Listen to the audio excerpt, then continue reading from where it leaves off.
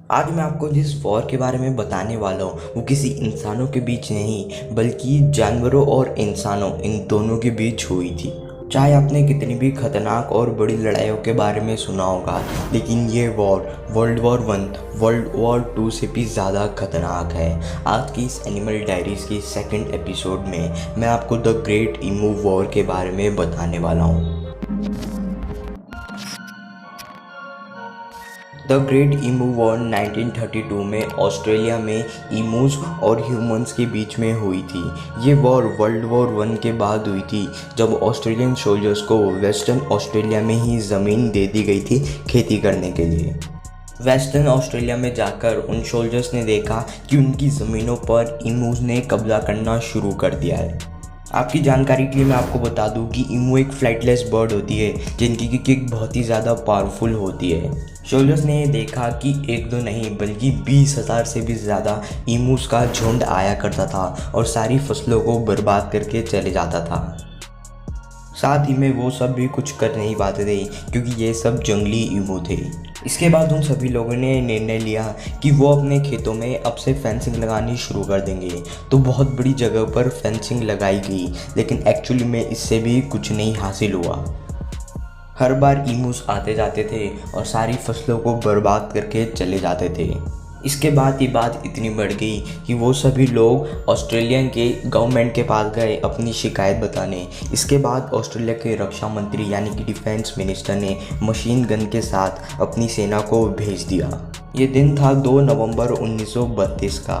सेना ने machine gun के साथ ईमू के ग्रुप्स को भगाना चाहा, तो सबसे पहले उन्हें 50 ईमू का एक ग्रुप दिखा और वो मशीन गन के रेंज से ही और भाग गए, जिससे कि सेना कुछ भी नहीं बिगाड़ पाई। आगे बढ़ने से पहले मैं आपको ईमूस के बारे में कुछ इन्फॉर्मेशन दे देता हूँ। ईमू एक्चुअली में सेकंड लार्जेस्ट लिविंग बर्ड है ऑस्ट्रिच के बाद। ये mainly Australia, Tasmania, Kangaroo and King Island में ही पाई जाती है। ऑस्ट्रिच की जितने ये लंबे होते हैं और ये भी एक फ्लाइटलेस बर्ड है ऑस्ट्रिच के जितने। ये बहुत ही ज़्यादा पावरफुल होते हैं और बहुत ही ज़्यादा तेज़ भागते हैं। अब ये दिन था 4 नवंबर 1932 का। जितने भी सारे सोल्जर्स थे उन्होंने 1000 ईमू का ग्रुप देखा और अपनी मशीन गन निकाली, लेकिन उस वक्त ये हुआ कि उनकी मशीन गन सारी ख़राब हो गई। जी हाँ, इसी वजह से जो भी ईमू का ग्रुप था वो सतर्क हो गया और वहाँ से वो भाग गए। ईमू बर्ड एक्चुअली में इंटेलिजेंट होते हैं। वो समझ गए थे कि ये हमें मारने जा रहे हैं, इसलिए वो बहुत दूर भाग गए। बस इस चीज़ में 12 ईमू को ही मार पाई पूरी सोल्जर्स की टीम।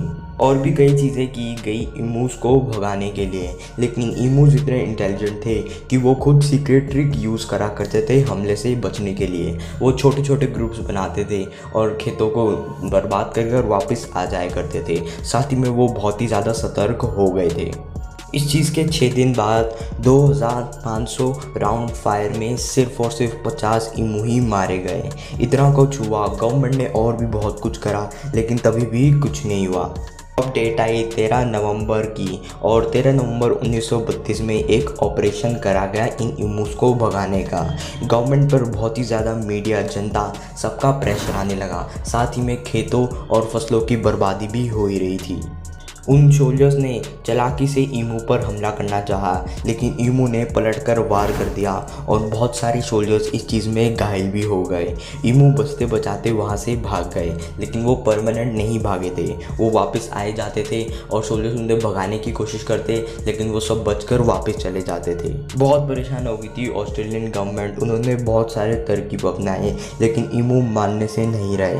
कार्स, गन, सोल्जर्स सब कुछ लगा दी। 20,000 ईमू में अराउंड 986 ईमू ही मर पाए, जिसमें कि 10,000 बुलेट भी यूज़ हुई थी। ऑस्ट्रेलियन गवर्नमेंट को द ग्रेट ईमू वॉर से बहुत ही ज़्यादा लॉस हुआ।